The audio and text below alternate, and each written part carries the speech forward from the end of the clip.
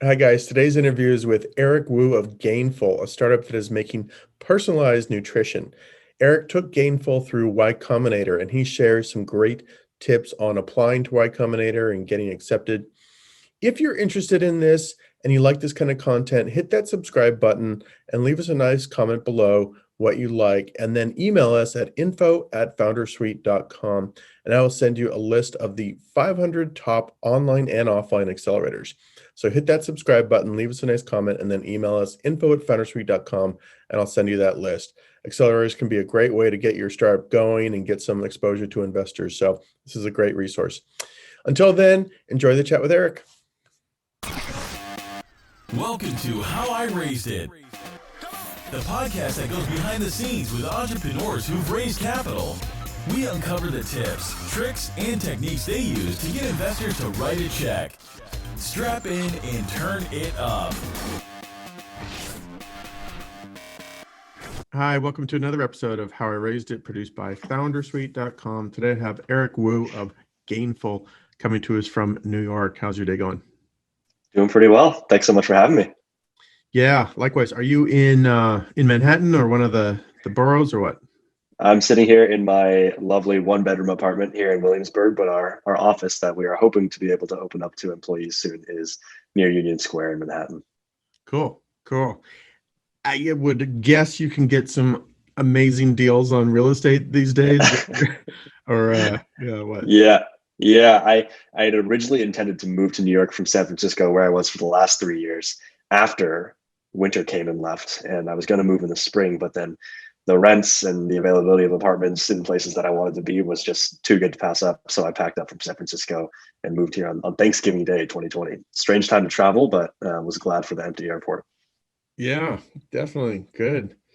Cool. Well, let's go right into it. What is Gainful?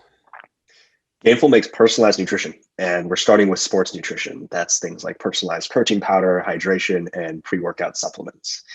And we've been around for about 4 years now. And the way that you buy the product is you go to gainful.com. You take a quick, easy 5-minute quiz.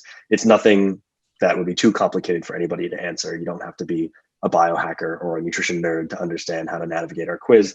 And at the end, we show you a suite of products that are all complementary, all personalized to your body type, fitness goals, and delivered directly to your doorstep monthly. Okay. So is where's the sweet spot or the magic sauce or the innovation? Is it in the subscription model? Is it in the personalization, or is it some unique ingredients, proprietary ingredients or formulations, or some combo? Our secret sauce is personalization, full stop. That is what makes us so special. Obviously, there's a lot of companies in direct to consumer nowadays that are doing subscription models that have innovative supply chains, vertically integrated businesses. We are one of those, but on top of that, we are doing personalization, which allows us to give our customers a product that is not only better suited to them, helps them get to their goals faster, whether that's a fitness goal, a body type, dietary restriction, but also helps us do some really, really fun stuff on the marketing side of things, where we understand what our customers want. We understand what type of content is best for them. And in that way, we can create an experience that is really personalized from start to finish, not only from the digital experience online, from the website to the checkout, to the products that we show you, all the way to what it says on your package when you open it up. Interesting. Mm-hmm. Yeah. And on top of that, something that I forgot to mention actually is that we give every single one of our customers free one-on-one access to their very own registered dietitian, because the world of supplements is a pretty crazy one. There's a lot of ingredients, a lot of different brands, and they're all shouting at you louder than the next. And we want to be able to cut through that and give people really advice that is right for them, that will help them understand exactly what they're putting in their body and why. Got it. So the personalization, is it personalizing around whether I'm kind of a weekend warrior versus an Ironman athlete? I mean, is it kind of personalizing like that, or if I'm more, fitness or strength training versus aerobic type, or what's being personalized, if that makes sense? It's everything that you just mentioned. So what we do is we take inputs like your exercise type, your exercise frequency, exercise intensity, dietary restrictions, your body goals, and then we bundle all that up into a series of products that are made specifically for those attributes that you've told us about yourself. So you can really see yourself and your habits and your goals reflected in the breakdown of ingredients in our products like pre-workout, hydration, and protein powder. So it's really macro and micronutrients that are mapped to things that you've told us about yourself already. Got it. Okay. And so and so then the product itself, you kind of just said this, but it's hydration products, it's protein powders or supplements I'm adding to my post-workout shake or whatever, stuff like that. Yeah. Yep. And pre-workouts as well. And something innovative that we've done, which is very new to protein supplements, is we actually deliver all of our protein supplements unflavored. And then we have flavor boosts, which are these little flavor sticks, single serving stick packs that you tear open and you add to your protein powder so you can have a different flavor every day. So not only is the nutritional profile of the supplement personalized to you, but you get to mix and match your flavors and customize your tastes so that you can have a new flavor every day if you really wanted to. So where's the idea come from? What was your background? Are you just a gym rat who likes to be, have it his way, or what? Yeah. I mean, for any of your audio listeners, you might not know this, but I am certainly not the Arnold Schwarzenegger looking type.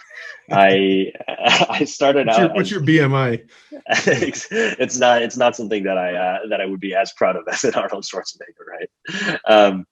Yeah, and that's kind of actually very fundamentally tied into the origin story of Gainful, is the fact that we are kind of this anti-supplement brand. We, meaning me and my co-founder Jahan, grew up in Southern California together playing soccer. We've known each other for more than half our lives at this point, which is pretty crazy to think about. But as athletes, we always had friends or teammates who would go to the gym, go to practice, and afterwards slam their nasty protein shake of muscle milk or whatever it was. And for me, it was kind of ridiculous because it was clear none of my friends knew what they were putting in their bodies. They didn't know the ingredients. They didn't know why they were doing it. It was just because their favorite athletes were sponsored by these protein brands, right? And that was a sentiment that really followed me all the way through college, where I continued playing soccer, but still just never connected or felt like I needed a protein supplement because it was all so macho, over the top. These brands have industrial sized tubs and they have names like Total War and Muscle Farm. It's completely ludicrous for the modern customer. But when I decided to get my own nutrition and my own fitness on track, when I stopped playing soccer competitively, I could not find anything that was right for me in my local GNC. It was so off-putting. Half the stuff sounded like nuclear waste that was going to hurt me rather than help me. And so I started mixing up protein ingredients in Tupperware containers in my basement. This was when I was still an undergrad. So this is in my basement of my college apartment. And I settled on something that really worked for me. It tasted good. It made me feel good. It made me feel like I knew what I was putting into my body. And I told Jahan, my co-founder, about this, who again was my best friend from home. He at the time was going to Berkeley studying a full ride chemical engineering and computer science, and was still is the smartest guy I know. And so when he told me, this is incredible, man, this is the future. Personalized nutrition is where the world is headed. You need to make this a big deal. It can't just be your college side project. That made me very excited. And one thing led to another. He's my co-founder now, and we went through Y Combinator together right after we graduated from college. So we moved out to the Bay Area and did YC back in 2019. YC's really doing all kinds of deals now, aren't they? Like, it's like, I would not have guessed a protein or a supplement startup would be part of YC, but they're doing all kinds of stuff now, aren't they? Totally. We were one of 3 personalized CPG products in YC's Winter 18 batch, which is really fascinating to see them kind of identify these trends in the market. And I'm sure I'll get much deeper into YC's philosophy on who they fund and how they fundraise when we get into the need of the fundraising. Since we're on the topic, I'd love to hear, because I always think we've had other YC people on the show. It's always interesting, what was the biggest takeaway or biggest lesson learned, or, just share some insights into the value of YC, anything you could take from it and give to the folks who are listening who maybe didn't get in.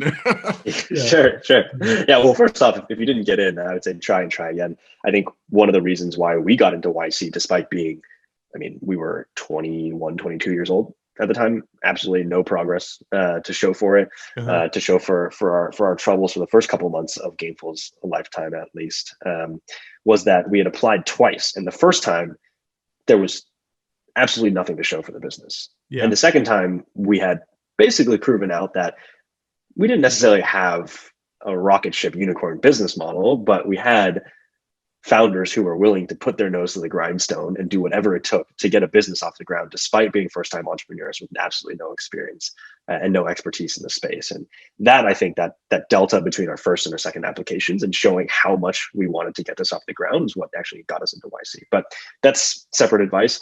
In terms of fundraising advice from YC, the advice that I always go back to, and I think is the most universally applicable, is that the best fundraising strategy is to have a good business. That sounds kind of intuitive to the point of being a little insulting, but it really, really does make a difference when your metrics are in the right place. You're ready to talk about your business. You're excited about where the direction is going. You are spinning off revenue. You are possibly even profitable.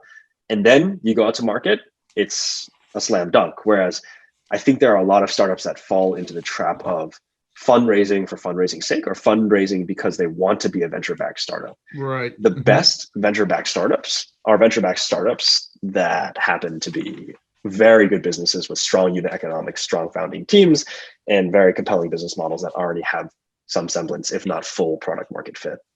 Yeah, for sure. I had a gentleman on 2 days ago. I'm looking at my notes. His comment was, execution is fundraising, like, which is aligns with what you just said there, right? It's like you're executing, you are, without even trying, fundraising, because investors are going to see and hear about you, you know? Exactly.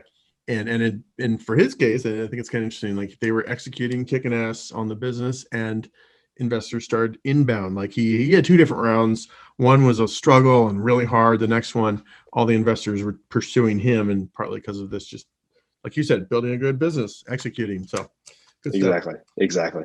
Just so seeing the delta between first application, second application, any other quick little hack or tip for getting accepted to YC that you guys did? Did you work all the angles, get alumni to boost you in or anything like that?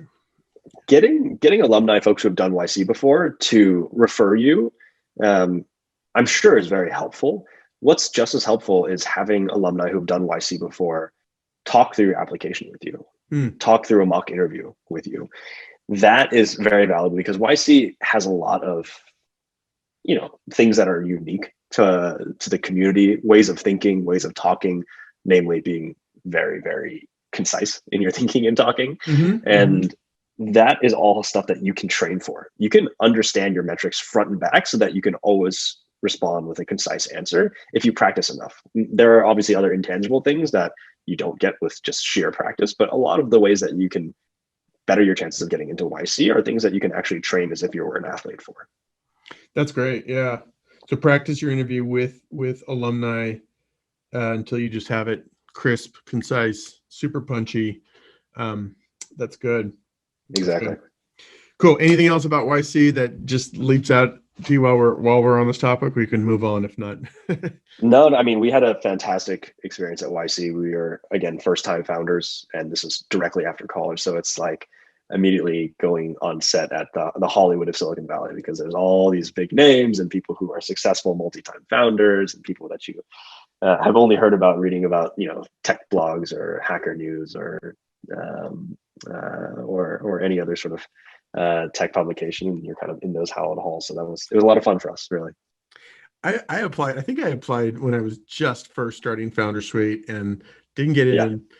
Didn't even get to the interview stage, so I got no love at all. But I'm a non-technical founder. I had a hired engineering team. Like, just I fit none of the check boxes, and I probably should have applied again because like what we're doing would be really relevant to be part of that network. But whatever. Who knows? Maybe I'll come back to it. And the application process is, frankly, they have so many applicants these days that there's only so much effort and time they can dedicate to each individual application. So it is a crapshoot, but there are certain things they always look for.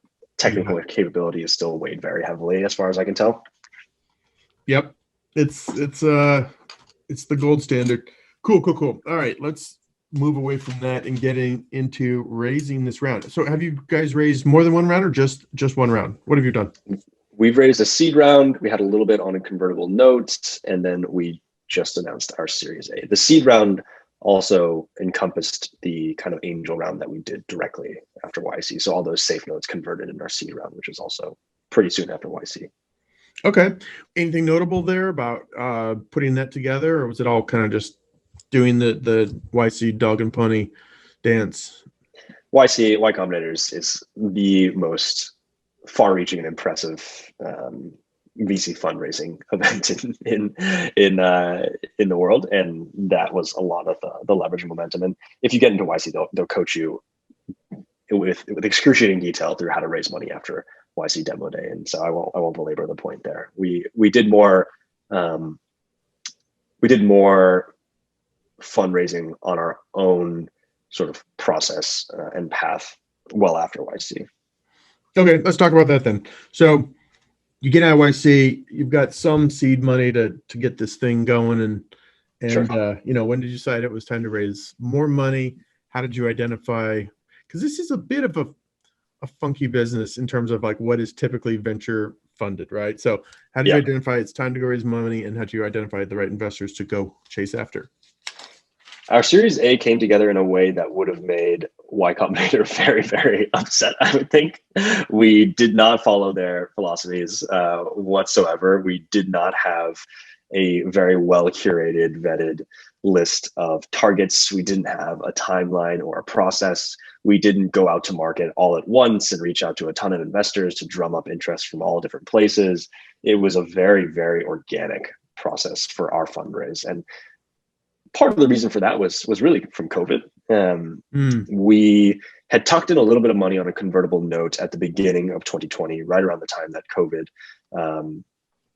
really became the biggest part of our lives. And that was designed to kind of tide us through. We didn't know what the world was going to look like. It was possible that we were going into some pretty turbulent times, given how everything was looking in the early spring. All the gyms shut down in March. I still remember the email from the gym saying we're closing. We're hoping to be back soon, and they're still shut. 10 months later. So I mean, I imagine the demand for your type of product may have took a bit of a hit there. But keep going. Sorry to interrupt. Yeah. No. You're totally right. We just didn't know what the world was going to look like. We didn't know when we would come out from the other side. We didn't know when gyms would open up. We didn't know if people would still care about their health and their fitness in the same way. Thankfully, the events of 2020 have taught us that, if anything, this was a tailwind in terms of people thinking and caring and being more mindful about what they're putting in their bodies and how they're treating themselves and staying healthy. So that's been a huge boon to us. But again, at the beginning of 2020, we didn't know what the world was going to look like. And so we raised a little bit of money on a convertible note, mostly from existing investors, and had started some conversations with new investors. But really, the design of it was to put our heads down and weather the storm. Yep. We had a couple trailing conversations with investors on that convertible note, investors that we really, really actually liked. We found would be great partners, extremely value add, understood the space, bought into our vision. And while we weren't technically fundraising, we still entertained these conversations because we liked the investors so much as people. And those conversations evolved and took on a life of their own beyond what we even really wanted them to. Because again, our goal was to put our heads down. We had profitability in our sights, and we wanted to shoot for it because we wanted to take our destiny into our own hands during the midst of all this craziness that was 2020. And things got very serious when we were presented with a term sheet. We were presented with a term sheet probably late summer. And that's when we said, okay, well, we should have been running our process if we really wanted to make this thing work out in our best interests. And there's a couple things that I'm not at liberty to discuss super openly, given the sensitive nature of negotiating with any VC. But we ended up in the fall with multiple term sheets with valuations that were even higher and check sizes that were even higher than what we actually ended up raising and announcing. But we decided to raise an amount that we felt was sustainable because, again, the business, the underpinnings of the business, the unit economics were healthy to the point where we didn't actually have to raise as much money as we raised, and we didn't want to dilute ourselves more than we necessarily had to. So we had this incredible luxury of choosing between partners that we really loved, choosing between investment amounts and investment valuations that we really loved, and being able to take our time and be a little bit thoughtful with who we wanted to partner with for the long term in our Series A. And at the end of the day, the roster of folks that we've assembled for the Series A is honestly, it's a dream team. I have to pinch myself still because we have people from food and bev, from CPG, from traditional retail, from direct to consumer, who understand subscription, as well as people who have connections to some of the best sports teams in the world, not just in the US, but in Europe as well as Asia. And we have people who are really, really well versed in high performance sport, and athletes and influencer. And so it's really a diverse collection of investors that we were able to bring together that are all very, very related to what we're doing here, whether it's CPG, whether it's direct consumer, whether it's subscription or sports. It's all in there. So what was it though that gave you that luxury? Well, what gave you that luxury is having a lot of interest. What was it about the business that generated so much interest from so many parties? Was it your metrics or unit economics? Was it the vision? Was it, some other thing? What was the kernel there that got so many people excited? A lot of investors are looking for companies that sit squarely at the confluence of a couple different factors that they've identified as huge waves, like things that will change the world in the next 10, 20 years, right? All of our investors share the vision that personalization, nutrition, and subscription are things that are going to change the world. Subscription already has been changing the world for a while, but personalization and nutrition, those are things that our investors and we really believe are fundamentally going to change how people live and eat and exercise and just basically thrive for the next 10, 20 years. Personalization is our platform to do that. And while I'm sure every startup founder in the world wants to tell themselves that they have a platform, really what we've built is a platform for personalization at scale. We have our quiz, our proprietary algorithm, our product development process, both digital and physical, that allow us to create products that are personalized to the individual in categories that are complementary to our first category of protein powder. So that might be hydration, that might be pre-workout. And sports nutrition really is a great beachhead because it's a category that everyone feels very viscerally about. It's a category that has a bunch of crazy brands, like I mentioned, a lot of noise to cut through. And so it's very easy for somebody to have their gateway personalized nutrition be sports nutrition. But that's just a start for us. We can apply the same sort of processes that we have, the same sort of technology and secret sauce and personalization that we have to things outside of sports nutrition in broader nutrition as well. Got it. Yeah, no, I think that's a great little nugget there is just being at this, like you're saying, this intersection or confluence of a couple major macro trends and finding people that believe in these trends, that's going to lead them to get interested in putting down term sheets. Having that luxury of multiple interested parties, how did you pick, right? Because you can't pack them all onto your cap table. Was it just trying to optimize this, like you're saying, someone from direct to consumer, someone from CPG, you're just trying to make the perfect recipe there, or what? How do you pick? We definitely were trying to pick and choose ingredients to make the perfect recipe. We're in this incredibly enviable position of having to ask some investors to actually reduce their allocation in the round in order to make room for everybody that we thought would be incredibly value add at the table. We also had to ask folks to basically invest less money on the same valuation that we wanted them to invest on, which is always a position that is what you want as a founder, but it's something that you don't have the luxury of asking for unless you have interest from multiple parties, right? Yeah. Who led it? Was there a lead? It was led by BrandProject and Courtside Ventures. So BrandProject is the first investor in companies like Freshly and Daily Harvest, so direct consumer, subscription, consumables, consumer brands as well is really their specialty. And we also, again, like I mentioned, was co-led by Courtside Ventures. Courtside VC, they are the best VC, in my opinion, in sports and media, and kind of the intersection of those two spaces. Yeah, those do seem like a good combo. How did you get in touch with the folks there? Did they approach you? Did you work the YC network? Did you cold email? Yeah. What was your process? Yeah.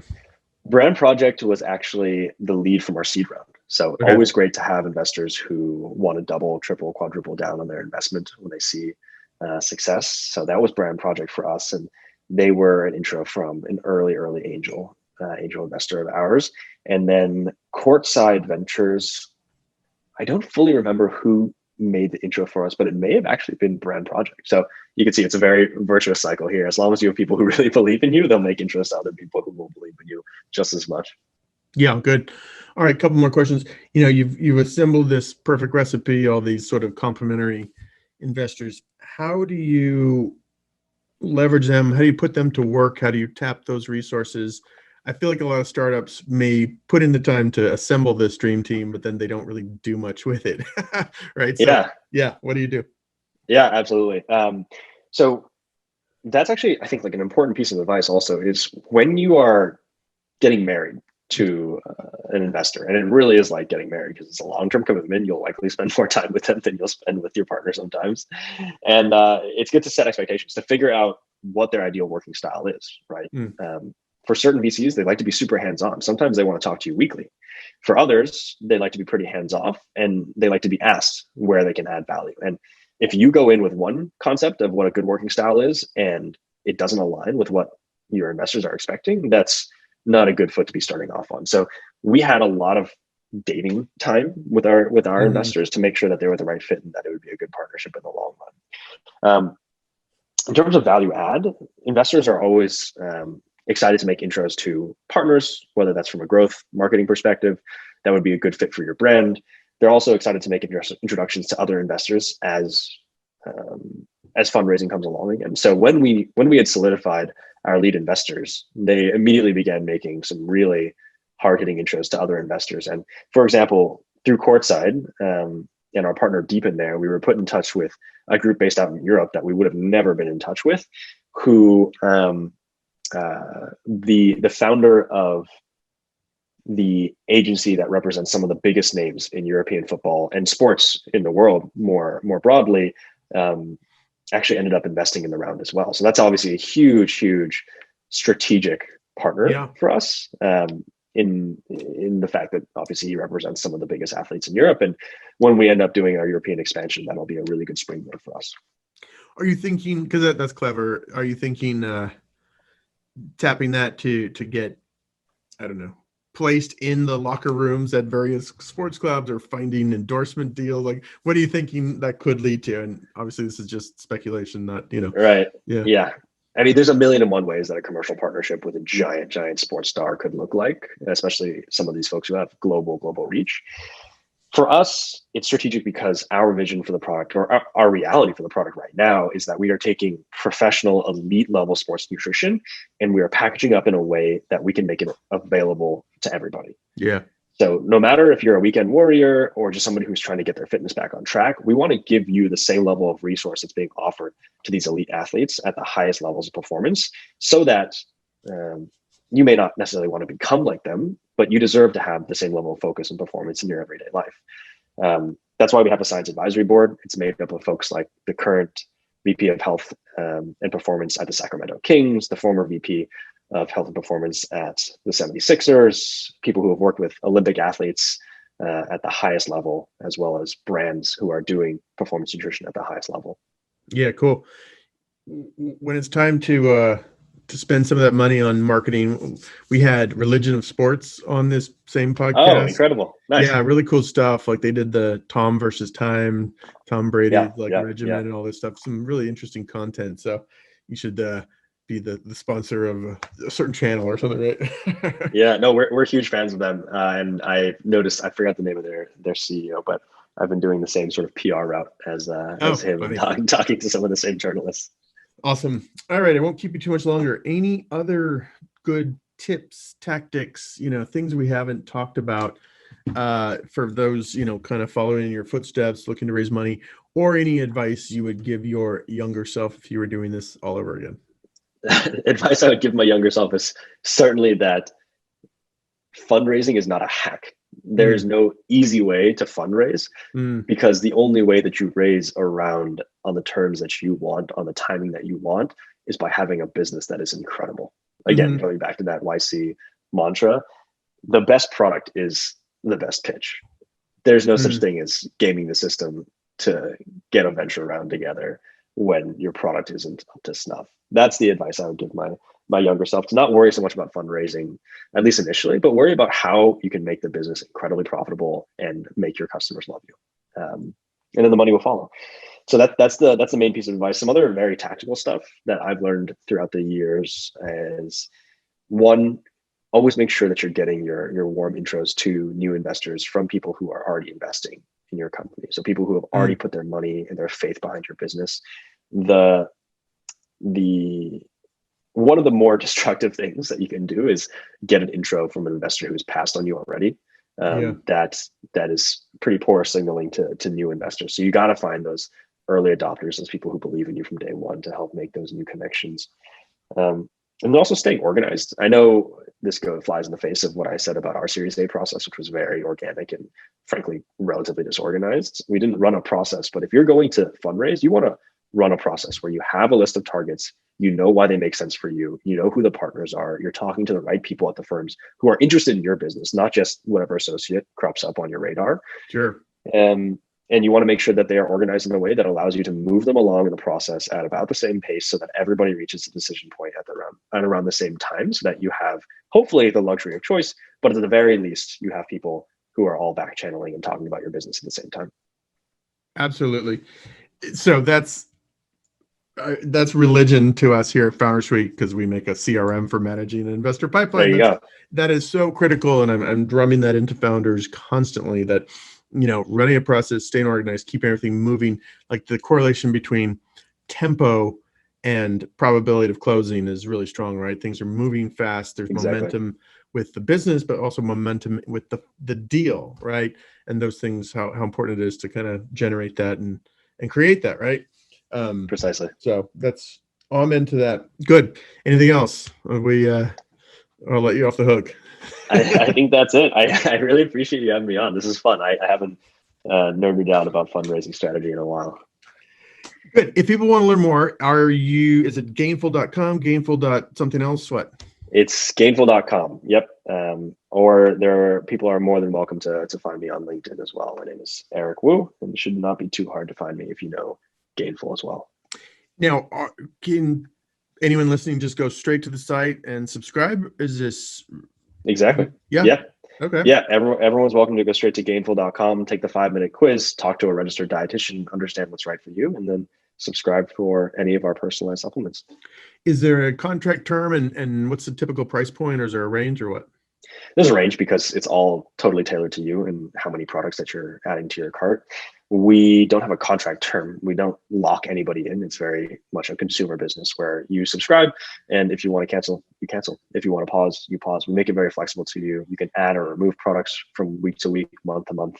And of course, most importantly, we give everyone access to a dietitian so that you can talk to your dietitian, understand what's right for you. And as your body and your fitness evolve, you can also evolve your products and your product nutrition as well.